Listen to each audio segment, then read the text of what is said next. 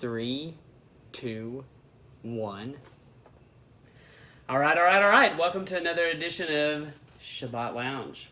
I said it right this time. Yes. I've been kind of struggling with that lately. But we want to thank you for stopping by to listen. And a while back, we asked for some questions, and we said we were going to talk to a Torah expert. That's right. And that's Michael Trinkman. And we did that. Yep. And so we have some audio and visual, as you can see. We have some visual difficulties that we've got to work with. And they provide a problem from time to time. And we've had a few issues with technology and trying to figure out how to make this easy for us. And so right now, this seems to be the easiest way. And hopefully we keep getting better at it and not worse. Yeah, it's kind of been a roller coaster ride. Ups and downs, lefts and rights. And with the Trinkman the other day, the camera kept shutting off in the middle, and so we had all these little pieces. And I'm not very good at editing, as you can tell. And the That's last not important in videos, though. It's not important. People don't pay attention to that. Only in Hollywood. Right. Maybe in YouTube, too. But we that last one just kind of cut off. And so this is Trinkman Part 2, and this is kind of the continuation of the conversation that we had with him the other day. And we will have him on again to continue this, but this is the rest of the story. And I turned up the volume a little bit. Some people said they had a hard time hearing it, and turned up the volume. The other thing we did is we recorded it in the wrong setting on a mic, and so we sounded like chipmunks. And so we had to play around with that to get it to work. And then when I did that, it made the audio weird. So anyway, Jake, do you remember where we were in this conversation? I think we're just getting ready to start talking about some Adam and Eve stuff, and then go into the way you would discipline children and that kind of thing. So I think that's where we pick up. Kind of the rod and the staff, maybe? Yes. Yeah. Yes. Yeah. All right, well, that's kind of where we'll leave it, and we just ask that you give us a comment on the video. We appreciate, I'm going to give a shout out to Lugnut. Yeah. So he's always saying something, and we appreciate his loyalty to the channel and his kind words. Yeah. So, but we ask that you share this with someone, like it, find us on social media. There are many podcasts. If you just Google Sabbath Lounge, you'll find us. So enjoy Michael Trinkman. Part 2. Cut. Well, that's not what he said. Why would Moses say this? Does Moses have a hang-up with Midian? Is Moses upset perhaps that he stood there right next to Aaron and let this guy named Phineas go in and solve a problem that was killing people in the camp, and he did nothing? So now he thinks, oh, I've got to do something. We all want to put a halo on. And there's another Greco-Roman idea. We all want to, lift Moses up. Oh, he was such a great guy, and all this. No, he was human. His perception. So the rod. Well, and elaborate, because he was married to a Midianite woman. He might have had a close connection. I mean, I think it's interesting to think about it like that. They go and they battle against Midian, and it says they kill all the males. And they brought all the females back captive, along with the children. Then Moses says, why did you bring them back? It's the women that caused all the problems. Well, no, it wasn't the women that caused all the problems. The women didn't have the foresight to say, hey, let's go and mess up the children of Israel. The men sent the women to do the job. Yeah. Mm-hmm. So, again, your perception. Your perception is all out of whack.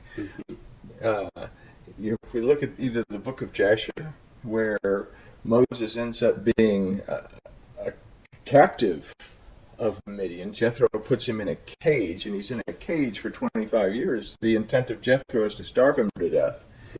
Zipporah just happens to be sneaking him food and water. Then he finally gets out of there. He becomes king and does a lot of great things in the book of Jasher. Or in the Torah story, event, whatever you want to call it. He ends up in Midian, fights off some bad shepherds, marries Zipporah, becomes Jethro's favorite son-in-law, and life is grand. Which one is it? either way, he would have known the people that he was saying to kill. He said what? Kill It's interesting. all of these women that have had children and kill all the infant babies. So why would he do that? And the interesting thing is that in the balance of that Torah portion, it never says that was carried out. But measurement, going back to measurement, the idea here is that we all have, and I was telling you about Rabbi Nachman of Breslov. He says that we all have husks, like corn. Corn has those husks that you have to peel off, and when you get it all peeled off, I think Shrek said it best. you still have all them strings, and you got to get all them strings off, and you still end up biting into the corn and chewing on a string. So, what do you peel back until you actually get to the truth? And that's what measurement's all about in the Torah. Yeah. It's stripping away those darker, dim perceptions to be able to understand, and that's what the rod is for. Where are you? Yeah. Now, No, that's great. oftentimes the rod is considered for discipline, and the staff for like safety gently bring it correction, back. right? Right. It does, and how does that play into what you're talking about now? Okay. Well, I think I have something that I can add that kind of goes along with that. What I see happening right now in the world is there is a lot of lawlessness happening, and the same thing happened at 9/11. And I believe that Yahuwah allows these events to test us, just kind of like what you were talking about earlier. It's a testing to see where we're at. And 9/11, and then all the stuff we're seeing now. In a way, I think you can say it's a test to see, are we going to run to Him, return to Him, and say, "Hey, we're sorry, we have messed up here." And I think there's a real opportunity, just like at 9/11, for people to repent and come back to Him, and we'll see what happens. And I think the famines and bad things that happen are that rod. Yeah. But, everybody has this thing about who tribulation, and the great tribulation, and you get all these doctrines. Charles Darby's doctrine from 1830 of the rapture and this and that.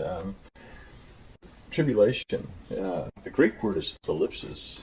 The Hebrew word is zar. They mean the same thing. When you take an olive and you put it in a press, you thalipsis, you crush it, you squeeze it to bring out the oil. And what we're saying, if we bring it into today's events, is exactly what you're saying is, are we going to run away from Elohim, or are we going to run to Elohim? Yahushua said that very narrow is the road to life, and very few are those that find it. So, what is the purpose then of the tribulation in the Torah, or in not in Torah, in Brit Hadashah? Is not to punish anyone; it's to put enough pressure on you to see if you're willing to really, really treasure the relationship that you have. And this is again Shemot 19. If you will Shema, if you will perceive, discern, understand my voice, then you will Shamar. If you will guard and treasure and preserve my covenant, preserve the relationship you have with me, then you will be my special treasure. Where does the rod come in? The rod is also a measurement of wealth. What is your value? Okay. Yeah, that's good. One, you don't get the oil out of the olive unless we've been pressed, and I think that we have to go through these things sometimes to kind of refine us. And it goes right back to what you said: where are you? Because when you're pressed, that's the question. Where are you? That's when when you find out where you are. Is when you're pressed. Oil in the Torah simply is a type for truth. And what is the truth? You can't get to the truth unless you get rid of the garbage. And it goes back to the corn and the husks. You have to dig through it until you can find out what the truth actually is. That's good. That's good. Now you brought up Phineas and Aaron, so there's a question that kind of goes down that road a little bit. Okay. Do you think Yahweh is going to kill them all after the Peor incident when Phineas saves the day? Phineas stopped the fornication. He stopped, in a sense, he put a stop to the potential for idolatry. But the plague was still running rampant. Something had to happen by somebody who had the responsibility to make it happen. And this is where Aaron actually takes the action. What does Aaron do? He goes and fills the censer with incense, and he offers it up like he's supposed to. They were standing there at the door watching all this happen until Phineas did something. And Phineas does something, and they kind of snap out of it and say, oh, we have to do something. Mm-hmm. We're responsible. Mm-hmm. Phineas wasn't responsible. Phineas simply said, he just wrong. Took responsibility. And he took action. He took action to stop something that nobody else was. Moses should have been the one with the spear. Yeah. But he wasn't. Yeah. Aaron should have already had the censer lit. Moses should have had the spear in hand. Moses should have put a stop to it. Neither one of those two did anything until Phineas did something. What is it in our lives? What Phineas is? Who do we have in our lives? As you were talking about that, I kept thinking of David. It's a very similar moment. Mm-hmm. David walks up on the scene and is like, what are you guys doing? You're scared of this guy? You've been standing around listening to him badmouth our father, all this time, and you're just standing here. You're just letting him say these things? What's wrong with you guys? And you're looking at him like, oh my gosh, he's fixing to die. Yeah, that's a good tie-in. Oh, yeah, and how many stones did David pick up? 5. 5 stones. For his brothers? 5 books of the Torah. Oh. There's 5 books of the Torah. Where did the rock hit Goliath? Between the eyes.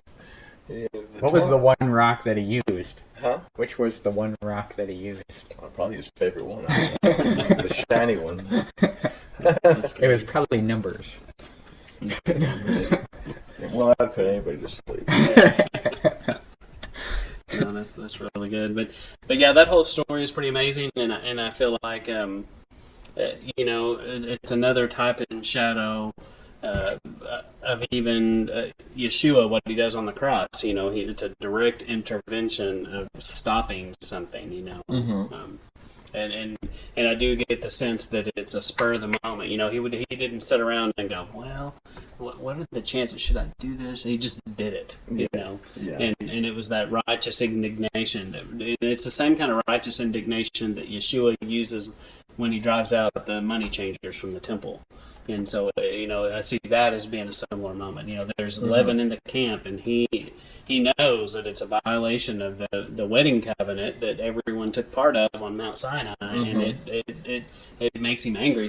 So he's a character that you see that gets angry about the things that make Yahuwah angry, and that's what we're supposed to do, I think. So I don't know that we're supposed to go around. I don't think they all, life typically for us today demands us to chunk a spear and make a shish kebab out of people. But that zeal, I think he wants us to have that zeal about the sin in our own life and the leaven in our own life. To me, that's what I take away from it is if I would have that same zeal about the things in me that are wrong and out of line with Yahuwah, that's what he wants. Yeah. Yeah, that was something that early on in my Torah walk was kind of impressed on me was, we don't really hate sin the way Yahweh hates sin. We need to kind of develop that dislike for sin. Again, we go back to this concept of sin. It's not so much hating something that we call sin. It's, I think, being aware of hatat. Being aware of when we stray off course. But we should have a zeal for righteousness, right? We should have a zeal for walking the way we should walk, and being aware of where we are. And that's why it's such an important question. Chatat tells us where we are. Are we on the right river flowing out of Eden? There's 4 rivers flowing out of Eden. Only one of them encompasses the land of Havilah, where there is gold. And so am I on the right river, or am I just floating down a river that leads basically to nowhere? No, that's good. Okay, I have one here. Did Yeshua take on the curse of the adulterous woman on the cross? Did he take on the curse of the adulterous woman on the cross? We see types for that in Torah. And if we look at it topically, and I think you mentioned this earlier, if a woman is suspected of adultery, then the priest is going to make some funky concoction, and she's going to drink it, and her belly's going to swell, and her thighs are going to shrivel, and all this other stuff. So we see that, perhaps as a type of Yahushua on the Tav. Okay, yes, cardiac tamponade, the heart swells with water, the belly bloats out, his side is split, water falls out, his knees shrivel up. You brought up these things. Yahushua was more of a type for the husband who had the first wife. And if a woman is divorced, then she can't go back, and she marries another husband, she can't go back to the first husband. Right. But if that first husband dies, then one of the kinsmen can redeem her and bring her back into the family. Okay, there's the loophole. In Hosea, Elohim tells the house of Israel, I divorce you. I'm no longer your husband, you're no longer my wife. So Yahushua plays a type for the Father. The will of the Father dies. The beginning was the Word was with Elohim. The Word was Elohim. Well, the Word, people know me by my ideas. So the Word of the Father, the will of the Father dies. The Son is then able to pay a redemption price. And it goes back to, did Yahushua die for our sins on the cross? And,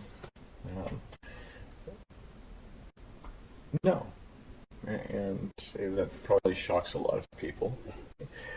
There's a theme throughout the entire Bible. And the theme is that we need to bring the house of Judah and the house of Israel back together. If you don't do that, you can't have a prince in Ezekiel. Okay? Right. The children of Israel as a whole, was meant to be the Kohanim to the world. The prince in Ezekiel ministers to the people of the land. Without all 12 tribes together, you don't have anyone to minister the word of Elohim. Okay? The house of Israel had fallen out of covenant and lost their value. Okay? Galatians, and we take Galatians way out of context, it says, if you're of the circumcision and you adhere to the law, then Christ profiteth you nothing. That's my best King Jimmy. That's good. So what do we say? Well, if you go and get circumcised and you stick to Torah, then Christ is useless to you. And that's what's taught. Right. We don't have to have that Old Testament stuff. Because we don't understand. We don't know. I just finished teaching a series on what did Paul know. We don't know what Paul knew. The house of Judah, the southern kingdom, had never broken covenant. They'd come close, but they'd never broken covenant. They were still circumcised according to the covenant. They still kept Torah according to the covenant. They were still in covenant. Therefore, Yahushua doesn't profit them anything, because Yahushua didn't come for them.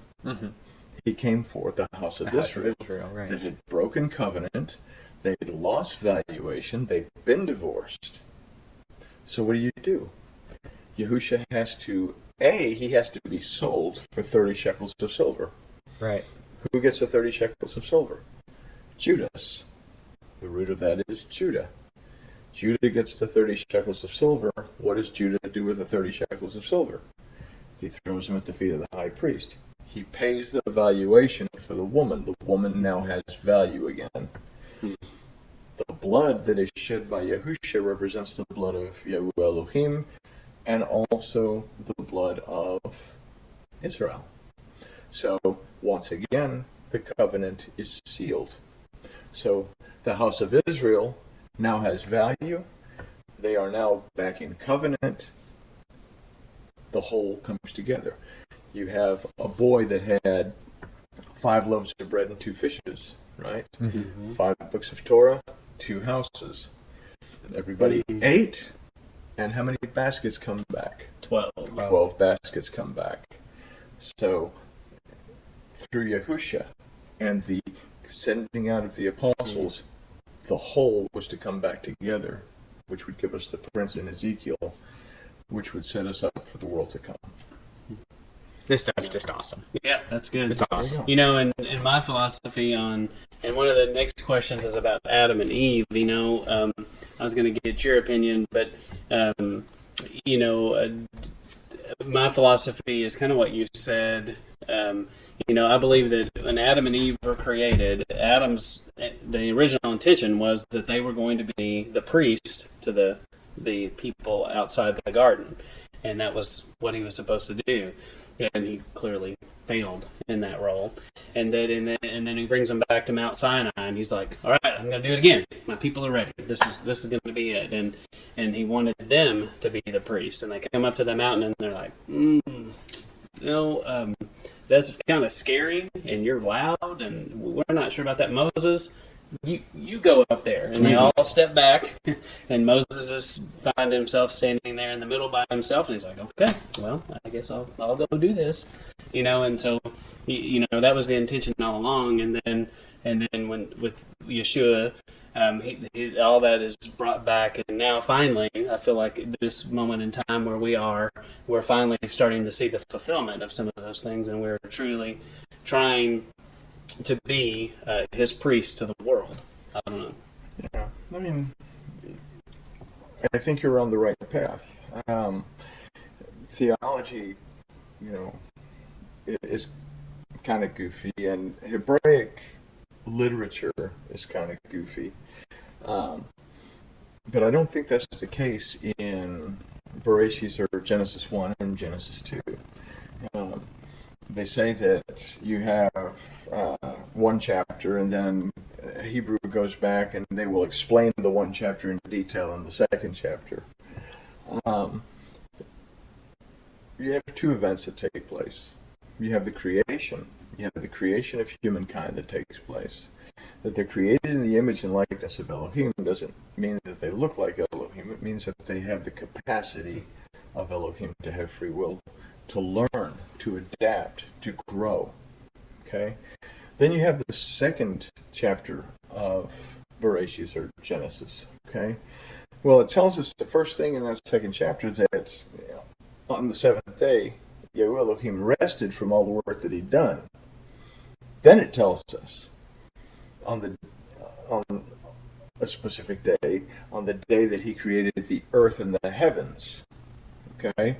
The only time that we see this reversed, because King Jimmy is wrong when it says, "Let your will be done on earth as it is in heaven." No, it's as it is in heaven, let it also be done on earth. Earth never comes before heaven except in that one little verse in Genesis chapter 2, when he creates the Adam.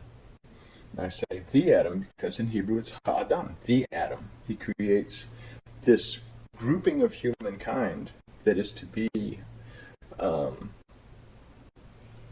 educated in such a way that they can minister to the people of the land.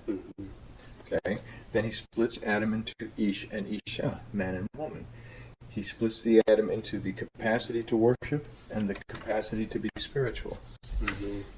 But the Adam, Ish and Isha, the woman, is separated from Adam. the spirit will go astray if there's not the right context of physical worship involved. So what happens? It goes south. The end result is that the people of the land die. Adam is spared in that Noah, descendants of Adam, end up on the ark, 8 of them. 8. The letter Het is 8. Okay? And so we go back to Israel, exactly what you said. Israel was supposed to take on the role now of ministering to the people of the land. Because you have 3 brothers from Noah.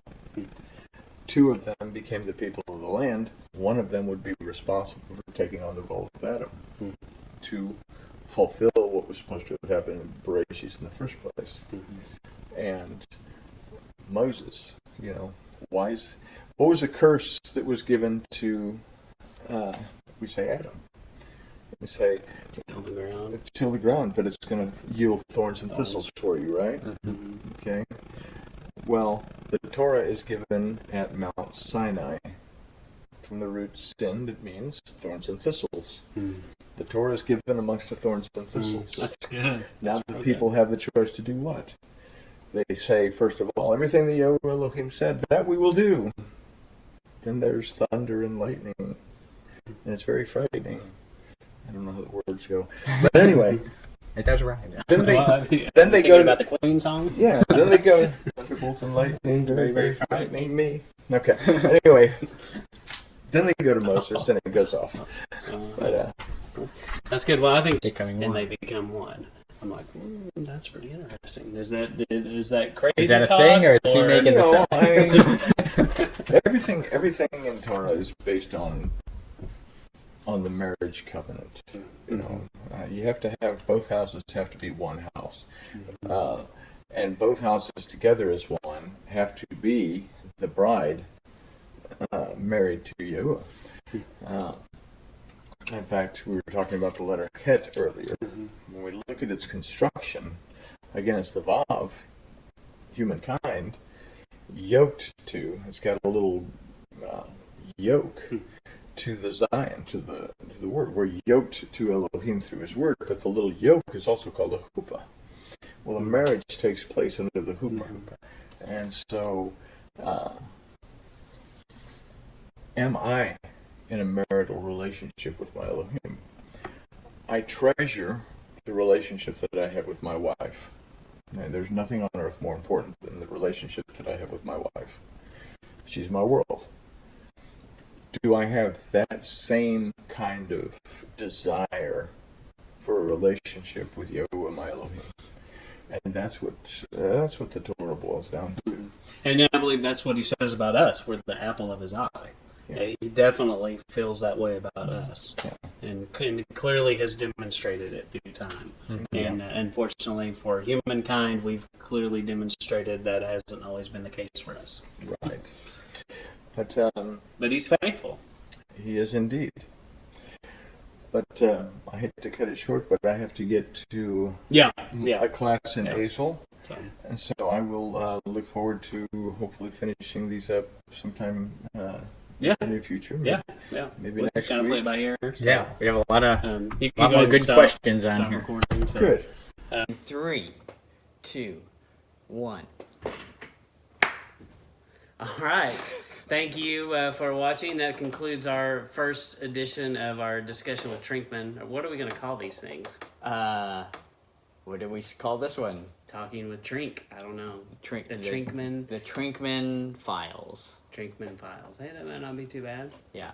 So, but we will do this more, hopefully in the future with Trinkman, and just has to be when it kind of can work out in our schedules. But we do appreciate you taking a minute to stop by and watch and listen, and we hope that it was meaningful to you. We ask if you'd share this with someone, and we'd ask if you'd check us out on where you can find us. Where can you find us, Jake? Podbean, YouTube, it's Yeshua.com.